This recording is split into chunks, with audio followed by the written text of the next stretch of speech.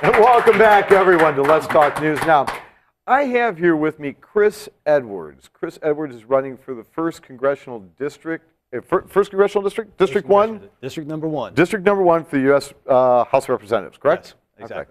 I should have that right. You know why? You were on about a week ago, and we actually had, our time got cut short, and we had a lot of feedback about some of your comments.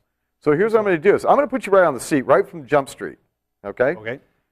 Number one most important issue to you. How do you see your job in the Congress working? My job in the Congress will be to work for the people and take care of their issues. And their number one issue is jobs. You know, we've suffered here in Nevada with some of the highest unemployment, and the people back in Washington have not offered us very much help to fix it. Okay, but your suggestions, your recommendations, I mean, I know everybody wants to get more jobs for the community and so on, but what is it exactly that you're feeling is going to set you apart in doing that? I think that I have a greater appreciation for jobs in the economy than any of the other candidates, especially those who have already been in Congress, and many of those that are already there as well. What is it, because of that huge popularity rating they're getting? Well, yeah, I think I can do better than 12% by the time we're done. But creating jobs is nothing new. In this case, what we need to really do is have the government get out of the way of the job makers and become their best friend. And that's what I want to do, is make sure that the government becomes not just the friend of business, but their best friend. One of the things we need to do on that front is to make sure that they stop making so many changes to the rules and regulations so businesses know how to conduct their business.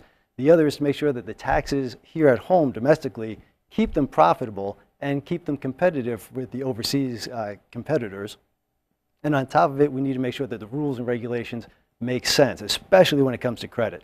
There are so many businesses out there that just can't get credit because folks in Washington just made it too hard. When you say folks in Washington made it too hard to get credit, give me an example of what you're referring to as to how they made it hard for a business to get credit. I was speaking with a small businessman here in the district, and what he told me is he's got great credit, he's got great growth within his business, and yet he still can't get credit because there are too many rules, too many restrictions that make it impossible for him to do it. And Washington is one who generated the rules by making the banks have to have too much reserve in reserve to give them credit out to the businesses. So you're in essence saying is that they made it tighter because of the economic downturn in 2008. There was a lot of concern that banks were unhealthy, and of course this most recent report was the banks have gotten a lot healthier now. Right. The banks used to be too easy with their credit. They give credit to anybody. Okay. But the pendulum has swung so far to the other side that now even the best creditors with the least amount of risk can't get access to credit because the rules are just too tight.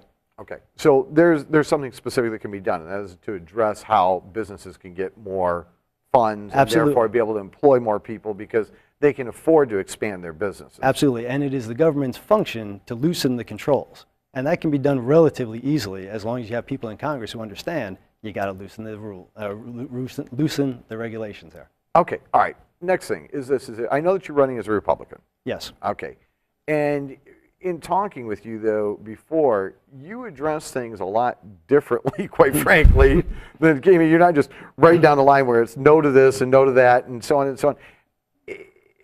Give me some insight here as to your perspective now as being a Republican candidate. Being a Republican should also be about being a problem solver. And you can solve problems with people on the right, the left, in the middle. It doesn't matter as long as you're focused on solving the problems. And that's what I've been doing in my life, is solving the problems that I've had to face, either in the military, working in the federal service, or working overseas. It's a matter of looking at the interests of the people and getting to those interests. Okay. Yeah, and by the way, let's back up here a little bit. The one thing I didn't do, I probably should have done like from the onset, but this is unorthodox. Okay. That's okay. Unorthodox is good. Unorthodox is good. Give us some idea about your background. You were in the military. That's where you started your career. I've got 25 years of active duty in reserve with the United States Navy. I'm currently a commander in the reserves, and I've got about a year left before I can retire. Well, first off, thank you for your service. So you got about a year you're going to retire. Yes. Okay. But you also worked in the private sector. Yes, I have. I've worked in the private sector here in Las Vegas itself and also overseas in conjunction with our troops on the front lines, making sure that they get the support that they need. Background insofar as working with government agencies and so on. I know that at one point you were working at the Pentagon. Right. right about the same time you were working at the Pentagon. I was there in a different ring on a different. We don't talk about that. Okay, we'll keep that a state We'll secret. keep that a secret. Okay, but I did work for the Secretary of the Air Force as a program manager. And in that function, I got to see how government can work well when you do it right. You know, I got to see how you do policy development well, how you do program management, budgeting, contracting, human relations. The entire spectrum of what government should be doing, I've had the opportunity to do it and to do it very well. So what you're saying is it's not diametrically opposed, that the government and doing a job well are Absolutely just not. You know, there are a lot of good civil servants in the government, and we just need to have more of them. Okay, Chris, hold on for just 1 second. We're going to take a quick break. When I come back, I'm going to talk with Chris a little bit more, put him a little bit more on the hot seat. And don't you go away as we're talking Let's Talk News Now. That was a little bit clunky, wasn't it?